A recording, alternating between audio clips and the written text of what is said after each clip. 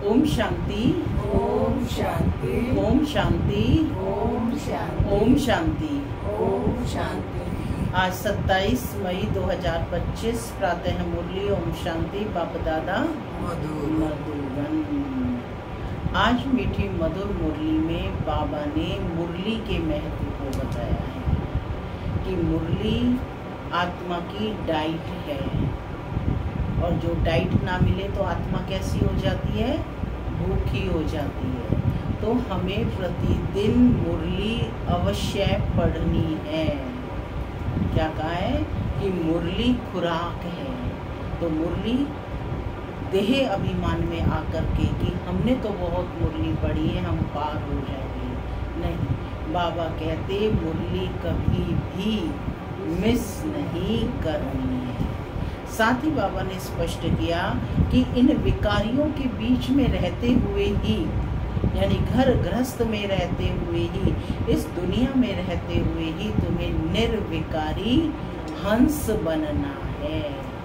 और बाबा ने कहा इसी में मेहनत है, पुरुषार्थ भी इसी में है कि इनके बीच रहते हुए क्या बनना है, निर्विकारी हंस बनना है। तो बाप आया है, उसे पहचानना है और पहचान कर याद करना है। सुनते हैं आज के डायरेक्ट ईश्वरीय महावाक्य। ओम शांति। ओम शांति। बाबा कहते मीठे बच्चे, तुम्हारा मुख अभी स्वर्ग की तरफ है।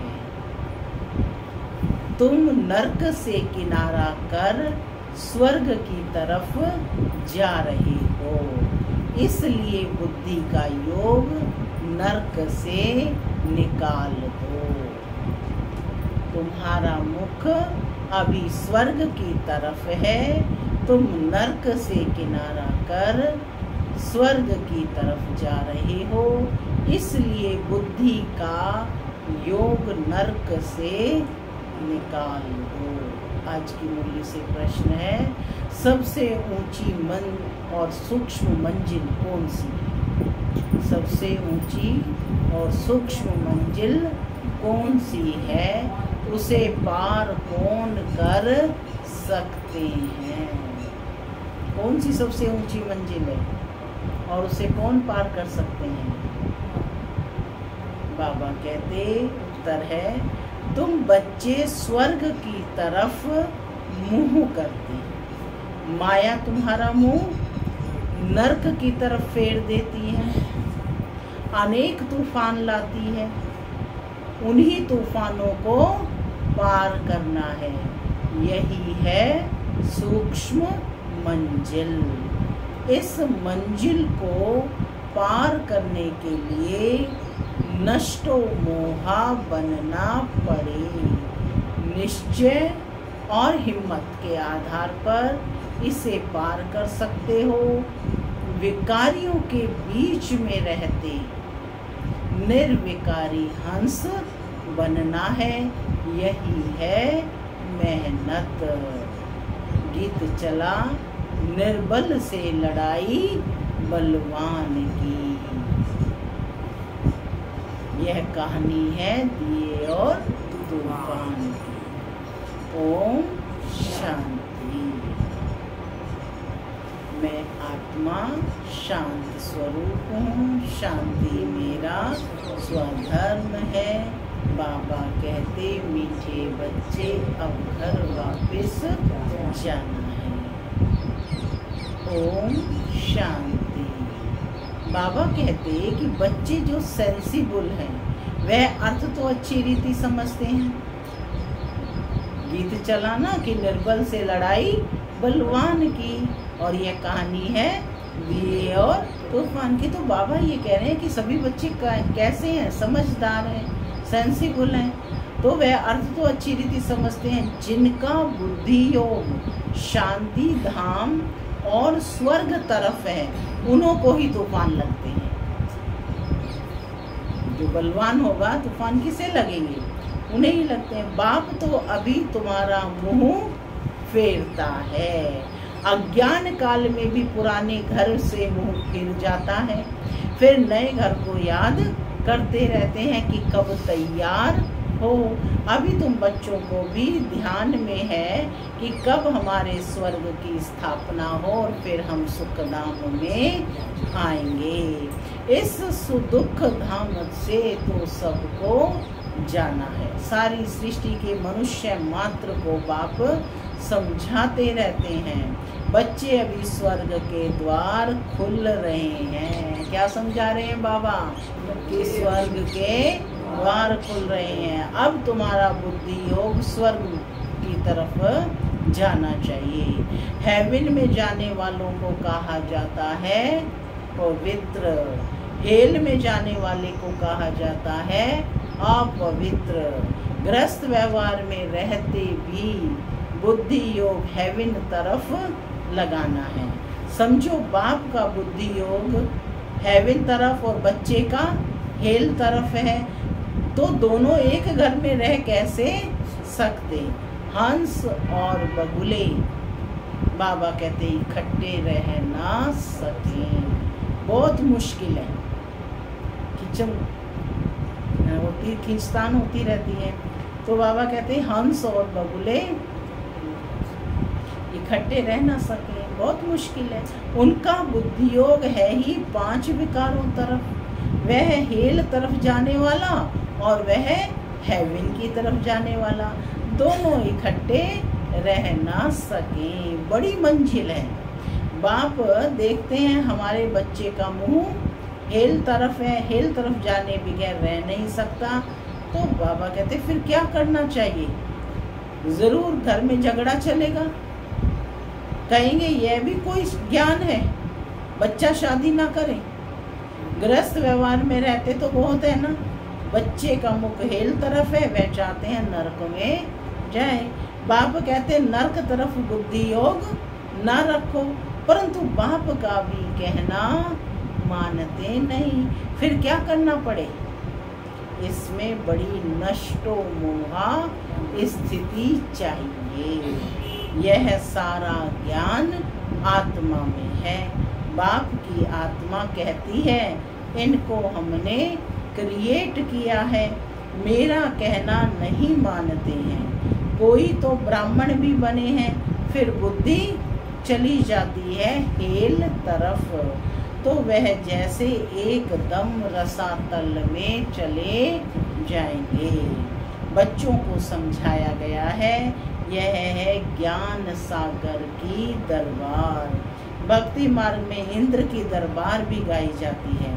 उखराज परी, नीलम परी, माणिक परी, बहुत ही नाम रखे हुए हैं, क्योंकि ज्ञान डांस करती है ना। किस्म किस्म की परियां हैं, वह भी पवित्र चाहिए। अगर कोई अपवित्र को ले आए तो दंड पड़ जाएगा। इसमें बहुत ही पावन चाहिए। यह मंजिल बहुत ऊंची है, इसलिए झाड़ जल्दी जल्दी वृद्धि को नहीं पाता है। बाप जो ज्ञान देते हैं उसे कोई जानता नहीं। शास्त्रों में भी ये ज्ञान नहीं है, इसलिए थोड़ा निश्चय हुआ, फिर माया ही थप्पड़ से गिरा देती है। क्योंकि ये शास्त्रों में ज्ञान नहीं है ना, तो आत्मा को निश्चय नहीं ठहरा, तो फिर वो क्या हो जाती है? गिर जाते हैं। तूफान है ना, छोटा सा दीवा, आत्मा क्या है? छोटा सा दीवा। उनको तो तूफान एक ही थपेड़े में गिरा देता है। दूसरों को विकार में गिरता देख खुद भी गिर पड़ते हैं। इसमें तो बड़ी बुद्धि चाहिए समझने की। गाया भी हुआ है, अबलाओं पर अत्याचार हुए। बाप समझाते हैं बच्चे काम महा शत्रु है, इससे तो तुम्हें बहुत नफरत आनी चाहिए। बाबा बहुत नफरत दिलाते हैं। अभी आगे ये बात नहीं थी, हेल तो अभी है ना। द्रौपदी ने पुकारा है, यह अभी की ही बात है। कितना अच्छी रीति समझाया जाता है, फिर भी बाबा कहते बुद्धि में बैठता नहीं। यह गोले का चित्र बहुत अच्छा है। गेटवे टू हेवन, क्या दिखाया है इसमें? Gateway to heaven. इस गोले के चित्र से बहुत अच्छी रीति समझ सकेंगे। गोले के चित्र को अच्छी तरह से स्टडी करें, फिर दूसरों को समझाना आए। बाबा ने कल भी कहा ना कि रिहर्सल करें, भाषण आदि की रिहर्सल करें, समझाने की रिहर्सल करें, ताकि नए नए पॉइंट्स निकल कर आए और उसमें करेक्शन हो जाए। तो सीढ़ी से भी इतना नहीं जितना इनसे, यानी जितना गोले के चित्र से समझेंगे। दिन प्रतिदिन करेक्शन भी होती जाती है। बाप कहते हैं आज तुमको बिल्कुल ही नया डायरेक्शन देता हूँ। पहले से थोड़े ही सब डायरेक्शन मिलते हैं। यह कैसी दुनिया है, इसमें कितना दुख है, कितना बच्चों में मोह रहता है। बच्चा मर जाता है तो एकदम दीवाने हो जाते हैं, अथाह दुख है। ऐसे नहीं कि साहूकार है तो सुखी है, अनेक प्रकार की बीमारियां लगी रहती हैं, फिर हॉस्पिटल में पड़े रहते हैं। गरीब जनरल वार्ड में पड़े रहते हैं, साहूकार को अलग स्पेशल रूम मिल जाता है। लेकिन दुखी तो दोनों है ना, परंतु दुख तो जैसा साहूकार को वैसा गरीब को होता है। सिर्फ उनको जगह अच्छी मिलती है, संभाल अच्छी होती है। अभी तुम बच्चे जानते हो हमको बाप पढ़ा रहे हैं, बाप ने अनेक बार पढ़ाया है। अपनी दिल से पूछना चाहिए कि हम पढ़ते हैं व नहीं। अपने दिल से पूछनी चाहिए कि हम पढ़ते हैं या नहीं, या यहाँ बैठे भी नहीं पढ़ रहे हैं, ठीक है? तो कितने को पढ़ाते हैं? अगर पढ़ाएंगे नहीं तो पद क्या मिलेगा? रोज रात को अपना चार्ट देखो, आज किसको दुख तो नहीं दिया क्या? श्रीमत कहती है कोई को दुख ना दो और सबको रास्ता बताओ। मुनीश्वर क्या बताया? सबको रास्ता बताओ। जो हमारा भाती होगा उनको झट टच होगा। इसमें बर्तन चाहिए सोने का। कौन सा बर्तन? बुद्धि रूपी बर्तन सोने का, जिसमें अमृत ठहरे। जैसे कहते हैं ना, शेरनी के दूध के लिए सोने का बर्तन चाहिए, क्योंकि उसका दूध बहुत भारी ताकत वाला होता है। तो बाबा भी जो हमें ज्ञान सुना रहे हैं वो कितना ताकतवर है। हाँ, तो उसके लिए हमें बुद्धि को क्या बनाना है? सोने का बर्तन।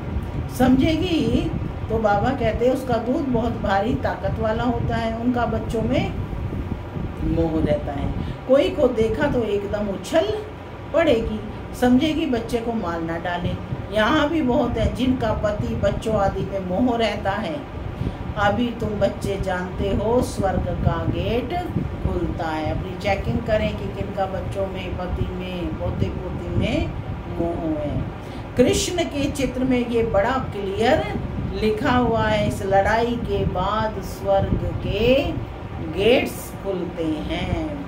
वहाँ बहुत थोड़े मनुष्य होते हैं, बाकी सब मुक्ति धाम में चले जाते हैं। सजाएं बहुत खानी पड़ती हैं। जो भी पाप कर्म किए हैं एक एक जन्म का साक्षात्कार कराए सजा खाते रहेंगे। बाबा कहते सजा दी जाएगी तो साक्षात्कार करा के दी जाएगी कि ये किया और इसकी ये सजा है। फिर पाई पैसे का पद में पालेंगे।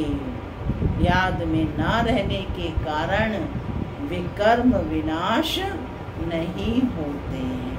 मूल बात है याद की। याद में ना रहने के कारण विकर्म विनाश नहीं होते हैं। कई बच्चे हैं जो मुरली भी मिस कर लेते हैं।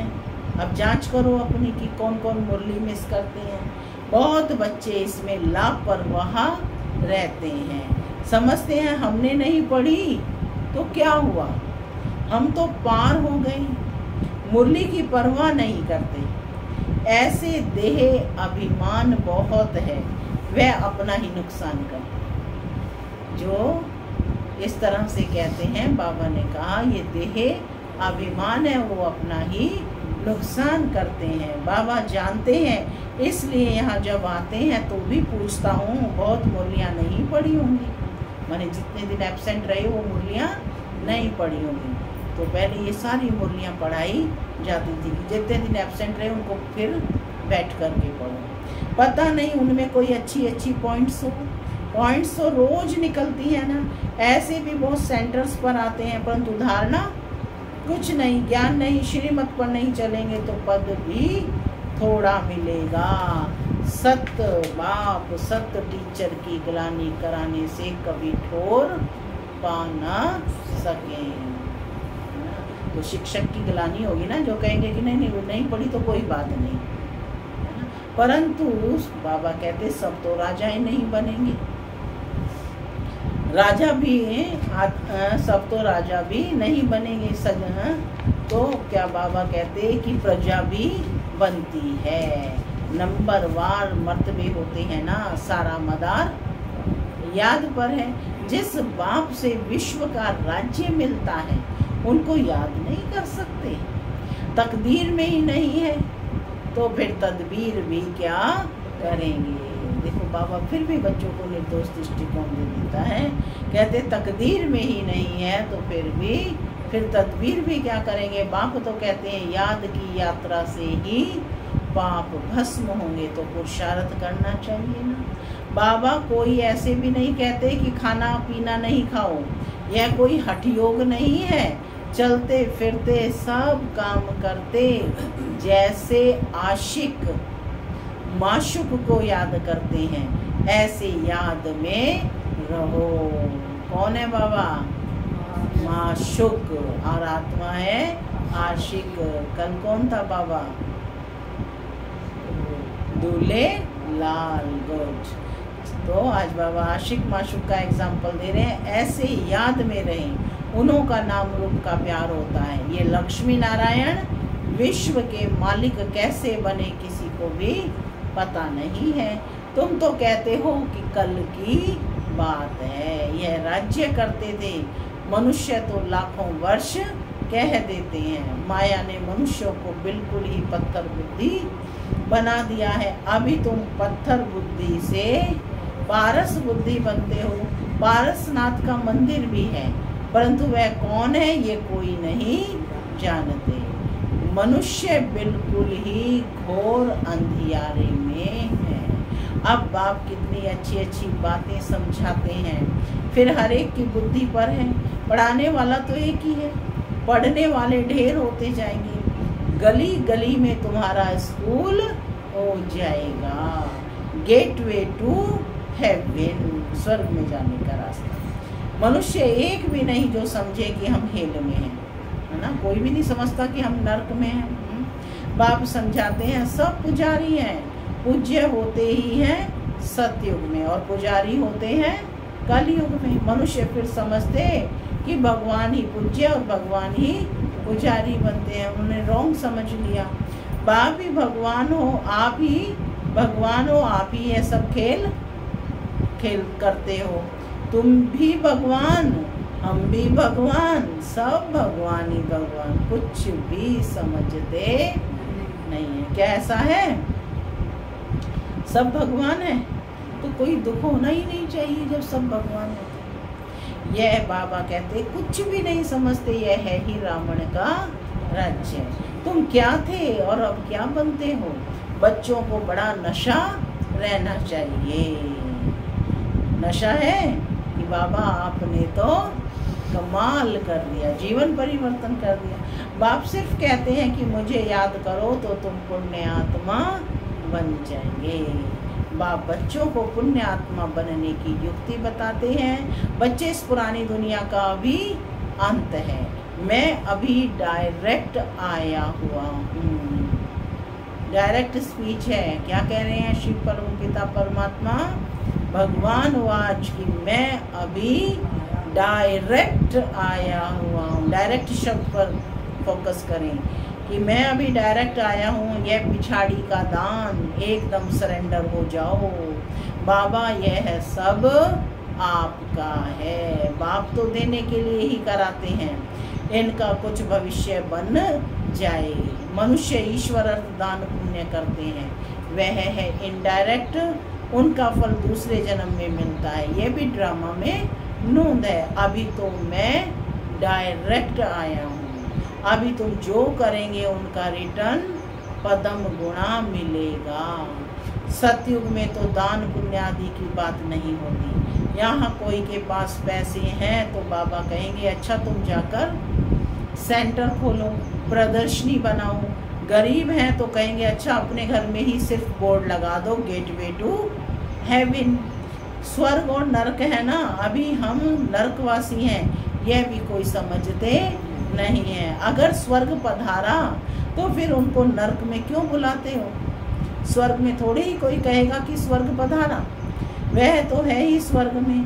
पुनर्जन्म स्वर्ग में ही मिलता है, यहाँ पुनर्जन्म नरक में ही मिलता है। ये बातें भी तुम अब अच्छी तरह से समझा सकते हो। भगवान वाच मामेकम याद करो, क्योंकि वही पतित पावन है।